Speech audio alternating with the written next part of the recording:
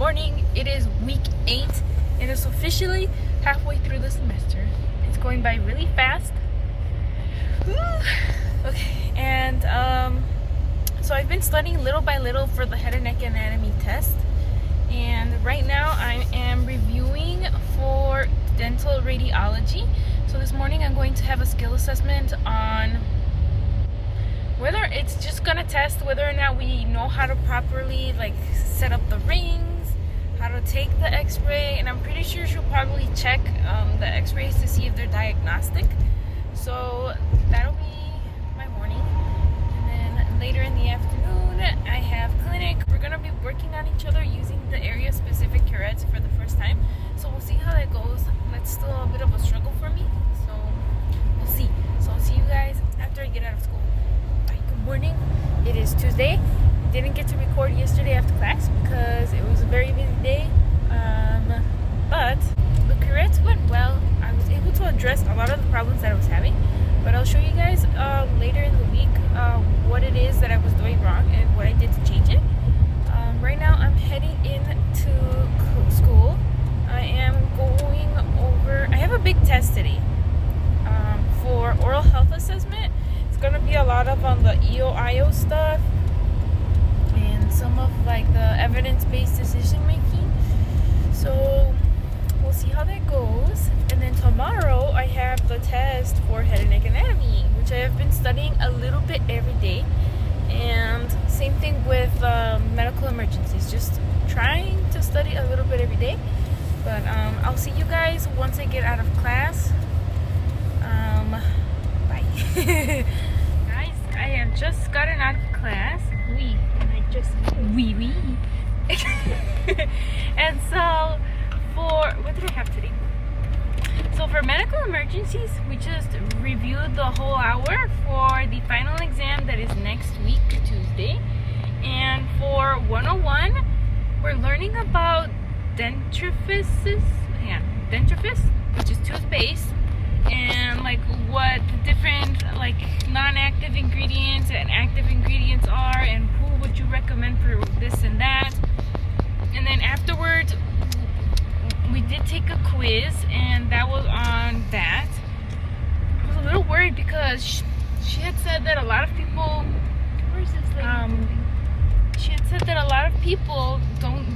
hadn't done well on that quiz in the past because it's on the toothpaste and toothbrushes, and people assume that it's easy because it's just toothbrushes, but there's so many different types, so many different styles now with the electric toothbrushes as well.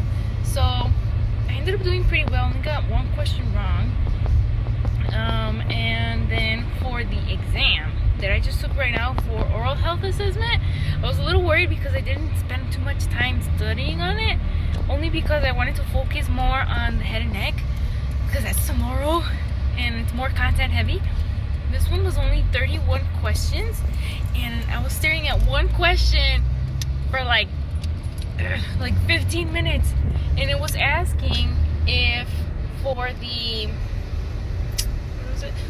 thyroid, when it swells, it was asking if you can feel it above the Adam's apple. And I was like, Adam's apples, you can see it more on the guys, but on the ladies not really. It's not as prominent. But I'm like, if that's up here and the thyroid's down here, I'm like, it's not gonna swell upwards. And I was staring at it and I was like, God, which one is it? And I was like, I put false, that the statement was false. You're not gonna feel it down there. It's gonna be more down here. I learned about that. So now when I get home, this is my plan. It's probably not gonna happen, let's be honest. I always say what I'm gonna do, and then more often than not, it ends up not being the case. So I would like to practice the area specific curets because I didn't do it yesterday because we did it in lab for at least an hour, maybe an hour and a half. And then I would like to review the sections that I already have for head and neck anatomy and get started in memorizing what the other sections, like the cranial nerves and the muscles of facial expression. I want to do that. And then I also need to work on the homework next class. I got it most of it done. I just need to read the book.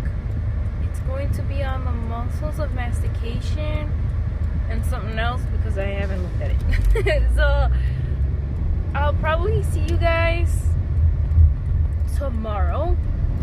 Tomorrow after class, I should have time to show you guys about the area-specific curets and how they, like their shape, what part is which ones are used on which teeth, and how you know which ones are used on which teeth. So I'll see you guys tomorrow. Bye.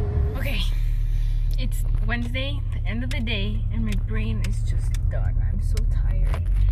I had the exam today for head and neck, and you know what? I switched 2 of my answers, and had I not, I would have gotten 100%. Ni modo. And then we had a quiz on that class for the same thing, and luckily she let us use the notes that we took during lecture. So she lectured on it first, and then we had the quiz. Usually it's the other way. She let us use the notes that we took during lecture, and I ended up getting 100% for the quiz, which helped my grade a little bit. So it went up like 0.18%, but at this point, even 0.1% matters. So so that's that. I still got an A on the exam, which I'm happy about, but I should have stuck with my original answers. I don't know why I keep going with the it could be's when I should go with the I knows. I don't know. It's okay. So now when I go home, I don't feel like doing anything. My brain is just You survive. I think I'm just gonna practice on the dentec, and then I'll show you. And then maybe I'll start the homework for head and neck. If not, I'll just save it for tomorrow. I'm so tired. I'll see you guys later. It is Thursday. I'm on my way to school. Today I have dental anatomy, and I will be taking a quiz on the maxillary premolars. I have started the reading for today, but I'm not done with it. So that's what I'm going to be working on until class starts. So I am going to try a different note-taking method for this class, because what I was doing before with having them be on one side and then the other, and then in the middle writing what was different is not for me. So I'm going to be taking pictures of my little tooth models and then like drawing on them and then do it that way. We'll see how that goes. I'll show you what it looks like later. So see you guys in a bit. It is Friday. I didn't get to record after class because I was tired, overwhelmed, and honestly I needed to do a lot of stuff, so I was just like go. So yesterday after dental anatomy class, I ended up doing pretty good on the quiz. I only got one question wrong, which was something that was not in the textbook, but it was in the PowerPoint, and I don't know how I missed it. But I said I was going to show you my notes. I'll show you once I get home from clinic today. And I also want to show you guys the instruments and how I am practicing.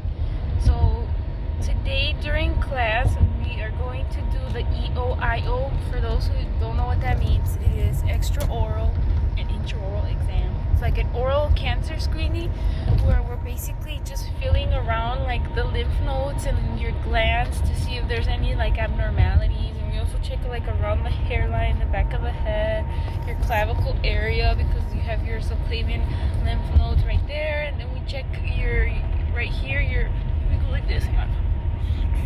Right here, your sternocleidomastoid. Check that right there too. So I have a skill assessment on the EOIO on Monday, and then next week I have 2 exams, and there's something else that's going on that's kind of big. Oh, the new class is starting, so I have a final, another exam, and radiology lecture. Yes, and then I have to study for the new class, which is periodontology. And from what I've heard, class is kind of hard. So we'll see how that goes, but I want to start off good with that class, so I'll get the homework done hopefully today, so that I can start studying a little bit by little for this class, so it's not like the day before. And because that's a new class, I'm losing the 3-hour gap that I have between radiology lecture and anatomy and head and neck anatomy. So I no longer can wait until the day of to do the readings and study. So now I have to do that before. So I'll try to do that, get everything done in the weekend. I want to try to get everything done in the weekend, but it's just not possible. It's just so much. We'll see. So I will see you guys after class. Alright, I just got out of clinic. So today we ended up doing only the EOIO, which was really nice because I got to get my sequence down so I know what I want to do and when. So right now we're going to order some pita pita and then pick that up, eat, and then we'll go home and then I'll start some of the homework and then I'll show you how I've been practicing for the area specific curets. So I'll see you guys later. So this is what I ordered. I ordered the loaded fries with the chicken shawarma. I think that's how you pronounce it. You got the fries in the bottom. Can you see them or not? Yeah, there's fries in the bottom. And it comes with like different sauces. And then we got the, which one is this one called? Wafawama? I am not pronouncing that right. But it's a garlic dip. And then it comes with these sauces as well. Selene got her pita and her little falafel balls. I'm just gonna eat this and then review, practice, study, all that jazz, and I'll show you the instruments. I just want to show you guys my notes for the dental anatomy class. So I found this to be so much better than what I was doing before, because before they were looking like this. It was just a whole bunch of descriptions of what they looked like. So I'm a visual learner, so that did not work at all for me. So what I ended up doing was taking the PowerPoint that the teacher gave us, and I took pictures of the teeth and I drew on them. So like this one here, for example, this is your first premolar, second, number 12 and number 13, and you can clearly see that the lingual cusp on the first premolars is lower than the buccal cusp compared to the second premolar, where it's only slightly shorter. So rather than write that down, I could just visually look and boom. You see? So I did that a lot, and then I color coordinated it. So that one here goes with the pink. Lingual cusp shorter than buccal for the first one. And then I included the second one so I can just see that right away.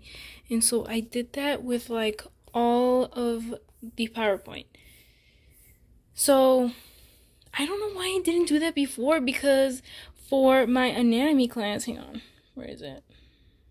Okay, I don't know why I didn't think to do that, because I literally did this for my anatomy class. Like, these are my old notes from when we were doing the cardiovascular system.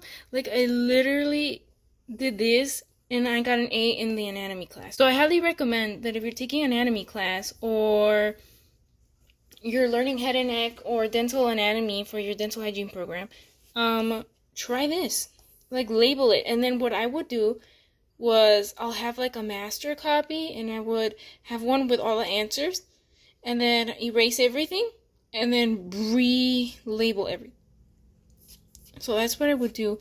See, so these were like the master copies that the teacher gave us, and then I just took pictures of the models and then labeled everything, see? And then I would erase and then do it again. So I pretty much did that for all the classes. Like, I literally have no idea why didn't I see, like, why did I not think to do that before? I don't know. Sometimes I think my brain is just no. Alright guys, so I just want to show you what I've been learning with my instruments.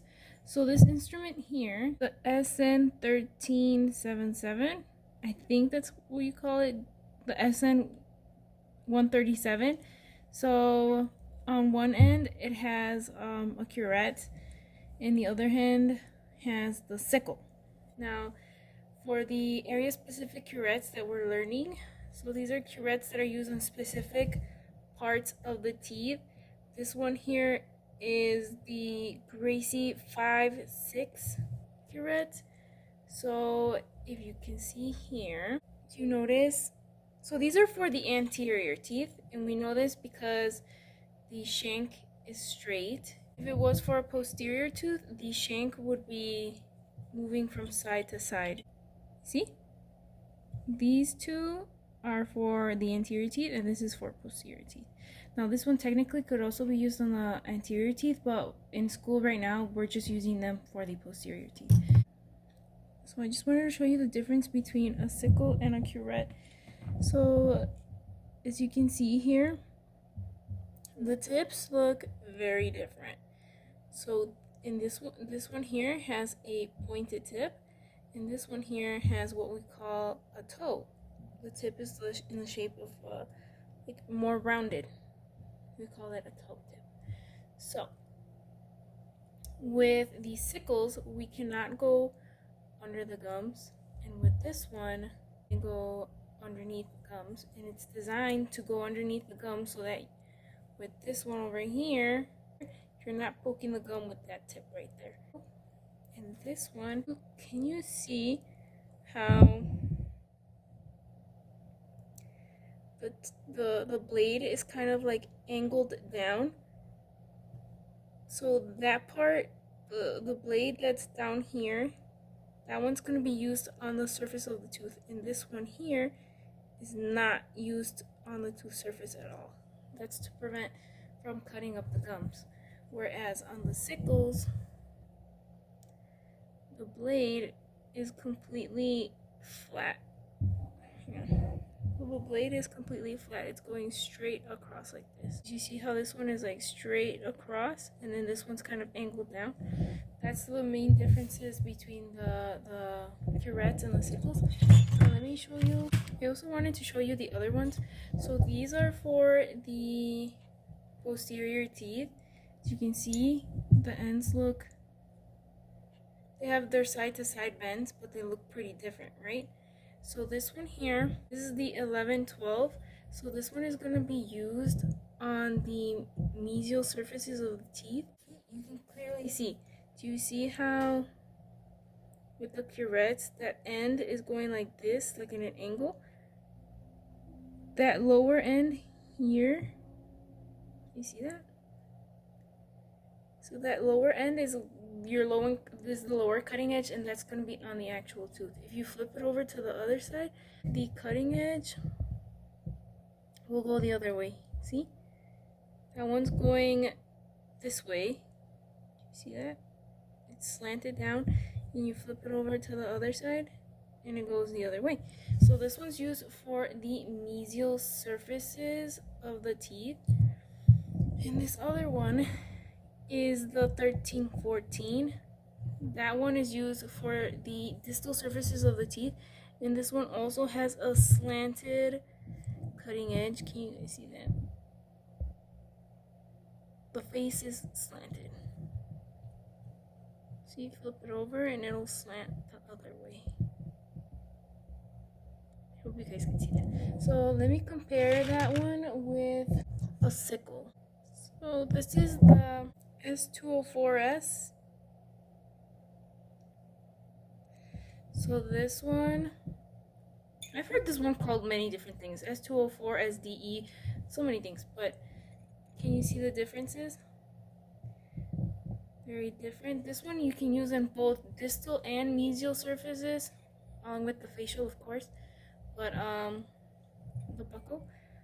So let me try to show you the tips. So so this one here is the curette. Now this one that I'm bringing into view is a sickle. So do you see the differences here? So this one here has the toe, and then this one here has the tip. It's pretty cool, huh? So with the sickles, it is straight across. Do you see that? How it's straight? So let me show you what they look like compared, like in the mouth. Here. Okay, so let me start off showing you the anterior, on the anterior teeth, because it's kind of easier to see. I forgot my loops at school, you guys. I don't know how I'm gonna practice. But okay, let me show you the sickle first. You see that one has the pointed tip, and then the curette will have the rounded tip. You see? So let me show you the sickle first. With the sickle, we place the tip third, not the direct tip like this on the tooth, but the tip third on the tooth, and we do not go subgingival, meaning underneath the gums with this, because this has a pointed back. I don't know if you guys can see that, but this is not a rounded back, it's pointed. These have a rounded back. I don't know if you guys can see that, but this is like flat, kind of. This other one is pointed. You kind of see it. It's hard to tell on camera, but this one the sickle has a pointed back, and it can poke the gums. So we try not to go underneath the gums. So with this one, you place the tip third on the tooth, and then you only go underneath the gum a little bit to get into the interproximal area. So like this. So we have the fulcrum. Okay.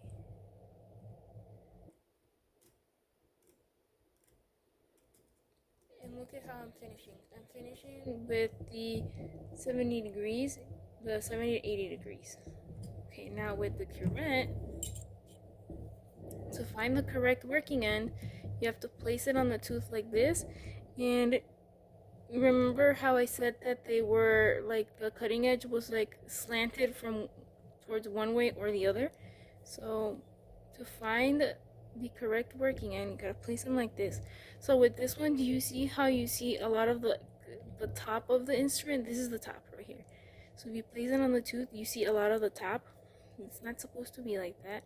So if you place it like this, you don't see the top as much. See, the top is more towards the tooth. That means that it's slanting downwards, and that the cutting edge right there is supposed to be on the tooth. So to insert, we go on the tip third. We have to angle this to close the face. So we want this to try to be as flat as possible onto the tooth, which is different than the sickles, because in the sickles we don't have to do that. So we place the tip third, we close the face, slide down, and then come up to parallel, and then rock. And then with this one, we're finishing at 90 degrees, not 70 to 80, because this already has the correct angulation. It's already slanted, so I don't need to slant it myself.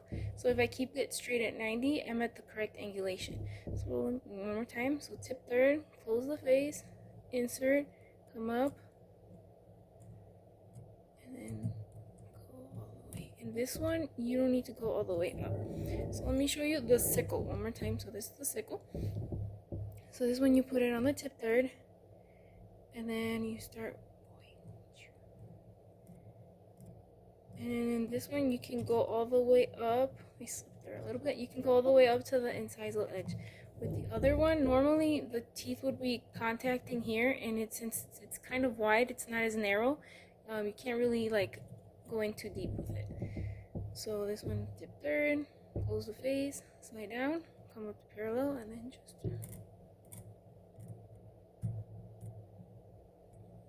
And then you would just come out like this. And then as we come around here with both instruments, I have to roll the instrument between my fingers. Let's say that I don't roll the instrument, right? So if you don't roll the instrument, with the sickles especially, look, if this is rolling the instrument, right? So I'm working, it's adapted to the tooth, right? If I don't roll the instrument, ouch, you poke the gum, which is not good. So this is why you have to roll the instrument so that the tip is always in contact with the tooth. So I hope that was helpful for you guys to see kind of what I've been learning with the different instruments. See, we see too much of the face, which we don't want. It means that it's slanting down. You can actually see that kind of right there. So flip to the other end. Don't see much of the face. Hope you guys can see it's slanting this way. So then we fulcrum, place it on tip third at the midline of the tooth, and then close the face, slide down, stand up, and then just like that. let me show you with how it looks like on a posterior tooth. Okay, so this is Sextant 3 facials. I'm gonna show you on a premolar because on these teeth here, maybe on the premolars you guys can see a little bit better. But this one is the sickle scaler. Can you guys see the pointed tip? Okay, so with this one, the way you find the correct working end is you have to stand the terminal shank, which is this one here, and the functional shank is the whole thing from the first bend to the working end, and then terminal shank is from second to working end. So this is the terminal shank, and that one has to be parallel on the tooth, and this has to go out of the mouth. So if I point it parallel, do you see how the instrument is going back here towards the back of the mouth? That's not how it's supposed to be. So it's supposed to be like this. Do you see how it's up and over the tooth? That's what you want. So you place it on a distal surface. So this here is the mesial surface. This is the distal surface of this tooth. So it's up and over the tooth when you place it on distal surface. If you place it the other way, see how it's going back to the mouth? So this is the front of the mouth. This is the back of the mouth. So you see? So you gotta place it like this. Okay, now let me show you how this instrument is used. Please note that I'm still a student. I'm still learning. I'm in my first semester, okay? My first fall semester, so please bear with me. So let's do this tooth here. So we always fulcrum 1 to 3 teeth away because you don't want to be in the line of fire. Line of fire being if your finger is placed here and you're going around the tooth and you slip and then you poke yourself and cut yourself, which is like a whole bunch of problems. You have to go to like get checked at the hospital, and you don't want that. So 1 to 4 teeth away. So I'm going to do the distal surface, which is back here, and we start at the distal buccal line angle. Buccal surface is the surface going out towards the cheek, and distal surface is this surface back here. Mesial is over here, distal here, buccal, and lingual. So I'm going to start at the distal buccal line angle, which is when these two surfaces meet, okay? I hope you guys can understand what I'm saying. It's a lot of terminology, but bear with me. So I'm going to dab the tip third. And then for this one, all the sickles, you have to make the angulation yourself. So in school, they taught us to do like a pre-roll like this, or you can just simply start it if you're having trouble getting the angulation. So as you can see here, I'm not perfectly up and down. I have the angulation here. So I'm going to start on the tip third, and then I'm just going to work.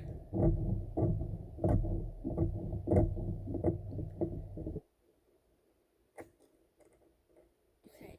Can you guys see how I finished? Not like this, but like this. See, let's try that one more time. So start at the distal buccal line angle, and then just... And they want us to go all the way up to the edge of the tooth, the occlusal edge. So that is for the distal surface. And then for the mesial surface, I'll show you with the pre-roll. So you start like this, and you just roll it back, and then you have the correct angulation. Then you start at the distal buccal line angle, and then see, in the line of fire a little bit.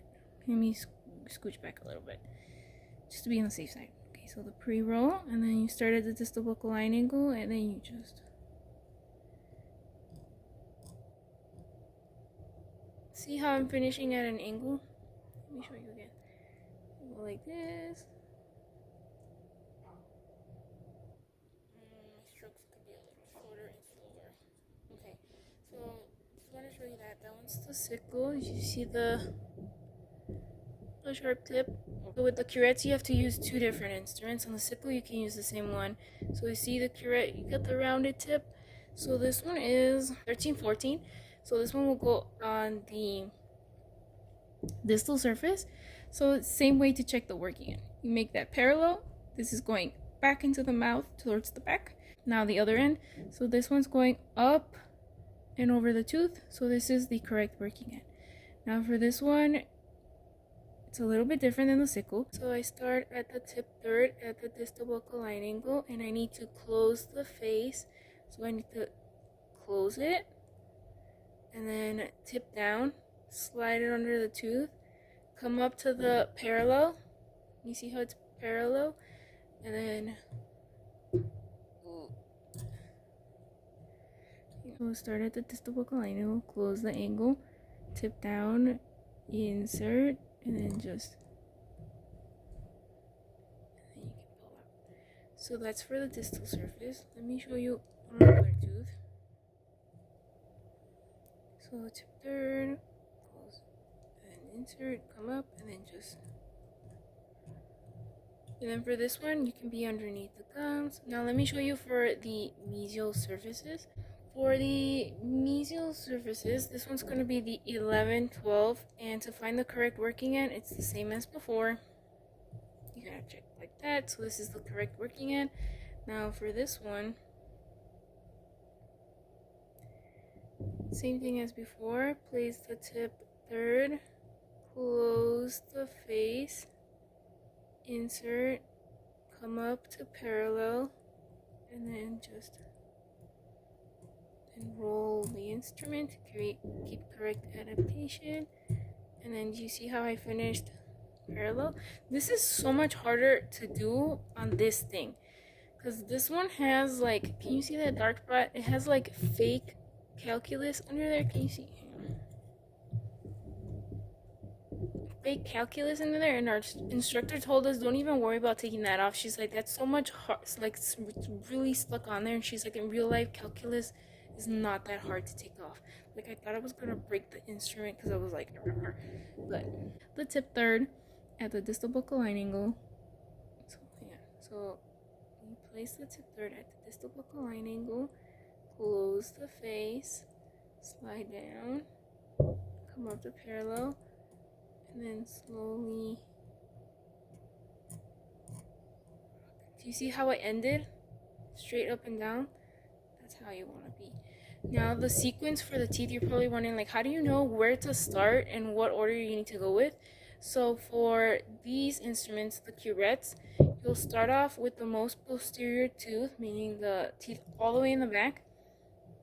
You do the distal surface first, distal surface of all the teeth all the way to the premolars. So you have your wisdom tooth, second molar, first molar, second premolar, first premolar. So you only have two premolars in one quadrant. Quadrant meaning from, if you cut, imagine imaginary line halfway in the middle of your teeth. That's one quad. That's another quad. And then you have your top and bottom as well. So for the curets, you'll do all the distal surfaces first, and then you switch over, and then you start from here and work your way. From here and work your way. Here, work your way. For the sickle scalers, the pointed one, that one, the sequence is a little different. So you start distal and then work your way this way. Distal and work your way this way. Distal and work your way this. And you're probably, why do that? Well, think about it. If I did this tooth first and then went to do this one, look at how awkward it feels. So I'll do this surface first, right? And then I'll switch over and do this one, and now I have to come back this way and do this. Whereas if I go from this way, it's a smoother transition. So I go from here to here, and then this way to here, and I'm already here, so I just go to the next tooth and like that. However, the sequence is a little bit different for the anterior teeth. Let me show you that really quick. Sorry, I know this is kind of long. Let me know if you guys like when I show you what I'm learning in school. I know I do a lot of talking. If you guys like this type of stuff, I'll keep doing it. If not, let me know. Be nice. So for the curets, so the way we want to start is from canine to canine, right to left. Now this is for right-handed clinicians. Okay, I'm right-handed, so this is how I will do it. So with the anterior teeth, this is going to be a little bit different. We don't go from distal line angle and then forward. We split the tooth in half and then work on all the surfaces away or towards. So over here is 9 o'clock. I'm sitting at 12 o'clock over here. over here would be the patient's feet at 6. This way over there would be 3 o'clock. So for right-handed clinicians, I'm only going to be working from here to here. So I can go from 8 o'clock all the way to 12. That's my working area. I'm not really ever going to go over here. That's for the left-handed clinician.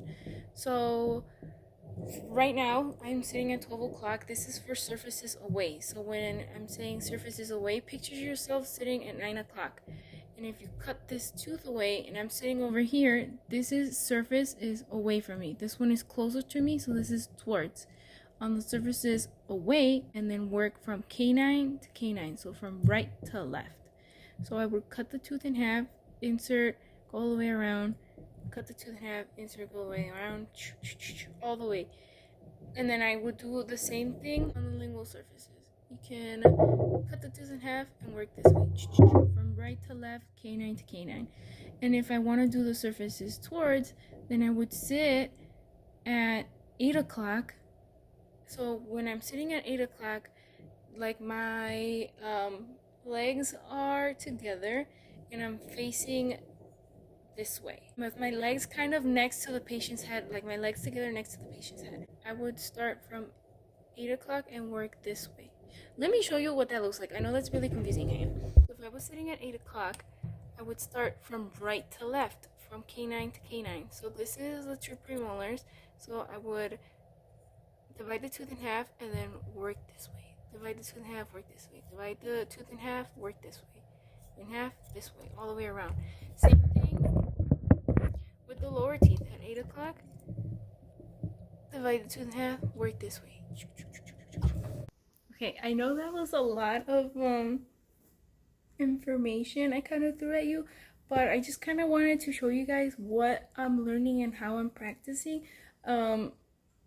I know, like, I show how I practice a lot. Please keep in mind, I'm still a student, I'm still learning, I'm still trying to get a feel for the instruments, and let me know if you guys like watching that type of stuff. So if you're interested in joining like a dental hygiene program, you kind of have like a good idea as to what it's like, what the instruments you'll be using if you decide to become a hygienist. So I'm just gonna keep practicing that.